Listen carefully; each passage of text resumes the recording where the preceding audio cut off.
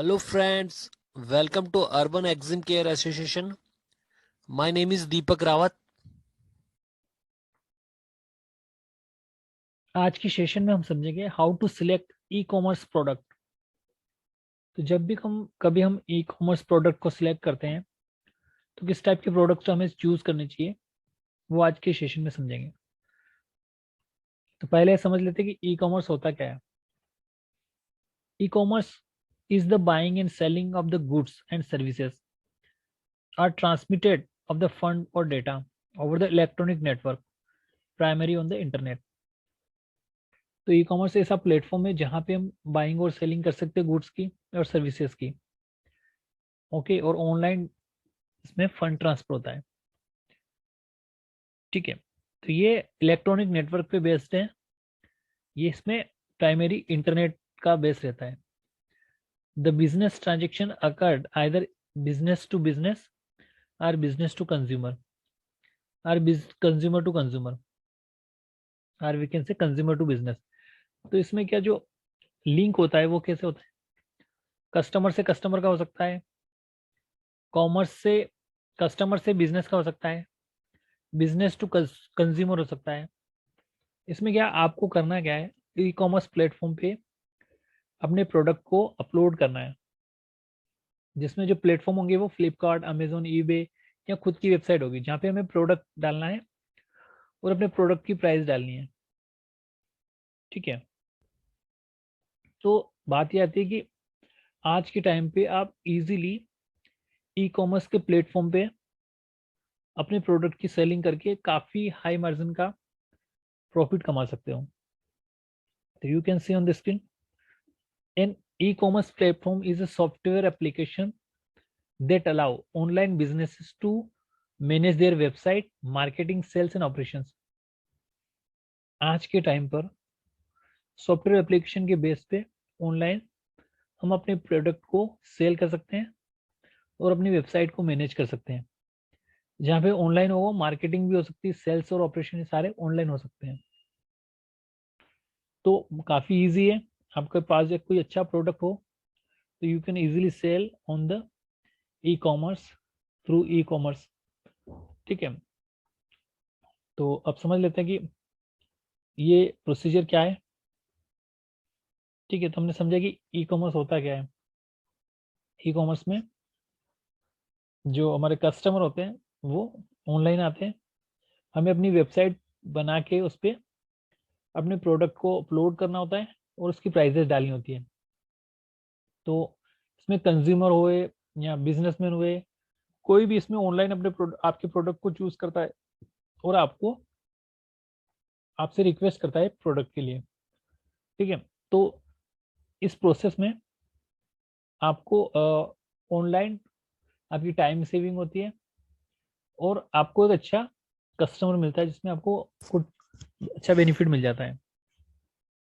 तो अब बात आती है कि ई कॉमर्स के प्रोडक्ट को कैसे सिलेक्ट करें, किस टाइप का प्रोडक्ट होना चाहिए जिसमें आपको परसेंटेज अच्छा मिले।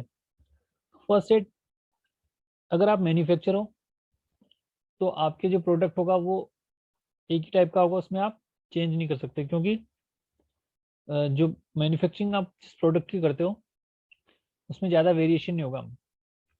ठीक है, तो वो प्रोडक्ट आपको लॉन्ग लॉन्ग टर्म्स के एज पर लॉन्ग टर्म्स आपको सेल करना होगा, तो आपके प्रोडक्ट की क्वालिटी आपको काफ़ी अच्छी रखनी होगी और यूनिक होना चाहिए आपका प्रोडक्ट। अगर आप ट्रेडर हो तो you can change your product as per requirement. ठीक है, तो यहाँ पे ये बेनिफिट मिल जाता है, ट्रेडर में हम कहीं से भी प्रोडक्ट खरीद के उसको सेल कर सकते हैं एज पर कस्टमर रिक्वायरमेंट। तो इस चीज़ को स्टार्ट करने से पहले हमें देखना होता है कि प्रोडक्ट की साइज साइज क्या है। आप एक्चुअली अपने प्रोडक्ट को एक्सपोर्ट कर रहे हो या ई कॉमर्स पे सेल करो तो उसकी साइज देखनी होती है। ऐसा नहीं कि बहुत बड़ा प्रोडक्ट है तो उसमें ट्रांसपोर्टेशन चार्जेस ज़्यादा है, उसके वेट वॉल्यूमेट्रिक वेट बढ़ जाए और उसको आप जब भेजो तो उसके हाई चार्जेस आपको पे करने पड़े। उसके बाद उसकी प्राइस देखनी होती है कि प्राइस किस रेंज में है। आपका जो प्रोडक्ट की प्राइस है वो कंपेटिटिव प्राइस होनी चाहिए, मीन्स कि आपका जो प्रोडक्ट है वो मार्केट के प्रोडक्ट को कम्पीट कर पाए और प्रोडक्ट आपका सॉलिड होना चाहिए, फ्रेंगेबल नहीं होना चाहिए, फ्रेंजेबल। कि आपका रास्ते में टूट जाए, फूट जाए, ग्लास आइटम नहीं होने चाहिए। तो ये चीज़ें हम नॉर्मली अगर ध्यान रखें तो इसमें आपको काफ़ी फायदा मिलता है, आपको इसमें बेनिफिट मिलता है। अब इसको कोरियर के ई-कॉमर्स टाइम हमें देखते हैं, हमें इस चीज़ का भी ध्यान रखना है कि उस पे हमारे कॉस्ट कॉस्ट प्लस जो कॉस्ट हमने लगाई है उस पे ट्रांसपोर्टेशन कितनी लग रही है, ठीक है, ये भी हमें देखना होता है। तो कोरियर चार्जेस प्लस ट्रांसपोर्टेशन और कॉस्ट ऑफ द गुड्स, ठीक है। तो यहाँ पे ये चीज़ भी हमें देखना है कि कितनी कोरियर चार्जेस, जैसे बड़ा वॉल्यूम ज़्यादा होगा तो उस पर ट्रांसपोर्टेशन ज़्यादा चार्जेस लगेंगे, कोरियर चार्जेस ज़्यादा लगेंगे, जिससे हमारे प्रोडक्ट की प्राइस इम्पैक्ट होगी, ठीक है। तो ये चीज़ भी हमें ध्यान रखना है। और दूसरी चीज़, एक इम्पॉर्टेंट चीज़ की जो आपका प्रोडक्ट है वो लोकल अवेलेबिलिटी होनी चाहिए उसकी, ठीक है। ऐसा नहीं कि आप किसी से खरीद रहे हो और उसके पास भी नहीं हो। अगर लोकल अवेलेबिलिटी होगी तो उससे क्या होगा कि आप आपके जैसे जैसे ऑर्डर आएंगे ई कॉमर्स प्लेटफॉर्म से आप उनको फिलफिल कर पाओगे। अगर उनकी लोकल अवेलेबिलिटी नहीं होगी तो फिर आपको अपने कस्टमर को वेट कराना पड़ेगा, जिसके कारण आपके कस्टमर जा सकते हैं, ठीक है। और आपका प्रोडक्ट यूनिक होना चाहिए। अगर ये इंपॉर्टेंट चीज़, अगर आपका प्रोडक्ट यूनिक है तो आपको बेस्ट अपॉर्चुनिटी मिलेगी, ठीक है। इसमें कंपटीशन का थोड़ा रिस्क कम हो जाता है, ठीक है। और हम एक another thing is that price should be less than 1000। अगर प्राइस आपका लेस देन 1000 होगा तो वो एक कम्पिटिटिव प्राइस होगा, जिसके कारण सेलिंग का प्रायोरिटी बढ़ती है, ठीक है। इसके अलावा अगर हम बात करें तो मार्जिन कितना रख सकते हैं, 30% तो मिनिमम होना ही चाहिए, क्योंकि ई कॉमर्स प्लेटफॉर्म पे आप जब भी कोई अपने प्रोडक्ट की सेल करते हो एक्सपोर्ट के थ्रू या डोमेस्टिक लेवल पे, तो उस पर डॉक्यूमेंटेशन और एक्सपेंसेस जो लगते हैं आपको, मिनिमम आपका 30% उस पर प्रॉफिट होना ही चाहिए, नहीं तो आपको उसमें बेनिफिट नहीं मिलेगा। इसके अलावा अगर हम बात करें तो जो प्रोडक्ट है आपका मेड इन इंडिया होगा।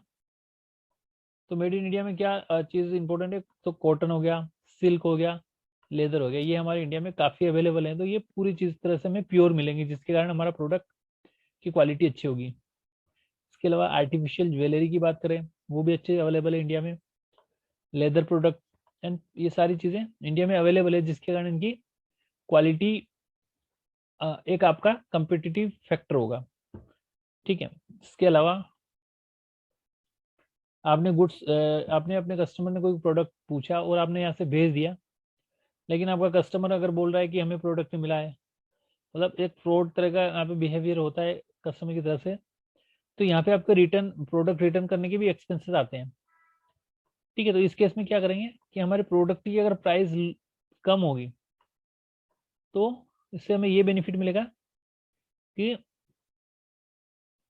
हम अपने प्रोडक्ट को रिटर्न भी नहीं लाएंगे तो कोई दिक्कत नहीं, ठीक है। तो यहाँ पे इस चीज़ का भी हमें ध्यान रखना है कि प्रोडक्ट की प्राइस अगर लो होती है तो हमारा प्रोडक्ट अगर कस्टमर डिनाई कर देता है कि हमें नहीं मिला है तो हमें इसे रिटर्न करने की ज़रूरत नहीं है, वहीं पे वो हो जाएगा। तो कभी कभी ऐसा हो सकता है, मोस्टली नहीं होता है। इसके अलावा अगर बात करें हम, अगर हमारा प्रोडक्ट फूड टाइप का है या कॉस्मेटिक है, तो इसमें थोड़ी सी अगर हम ट्रेडर हैं तो हमें इस टाइप के प्रोडक्ट नहीं चूज करने चाहिए, क्योंकि इनकी जो फॉर्मेलिटीज़ होती है, डॉक्यूमेंटेशन फॉर्मेलिटीज़, वो थोड़ी काफ़ी ज़्यादा होती है। क्योंकि हर कंट्री का अपना अपना रूल होता है कि वो किसी कंट्री से फूड टाइप के आइटम नहीं मंगवाता है। अगर मंगवाता है तो काफ़ी सर्टिफिकेशंस होते हैं उस प्रोडक्ट के, उसके बाद एंट्री होती है।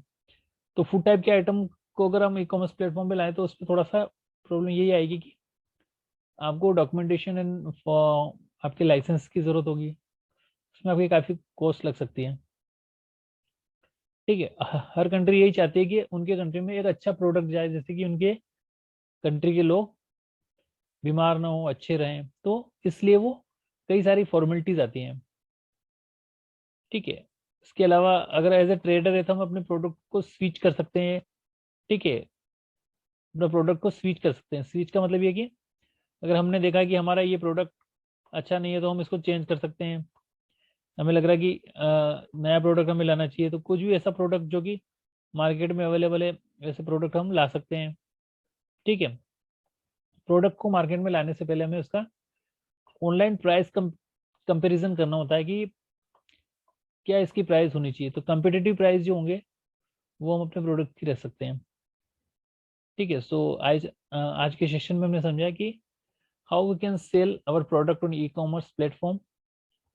ठीक है, इसके अलावा हमने समझा कि what is e commerce and e commerce platform क्या होते हैं वो हमने देखा।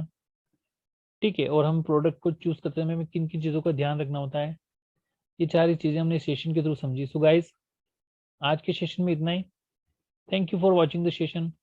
Have a nice day.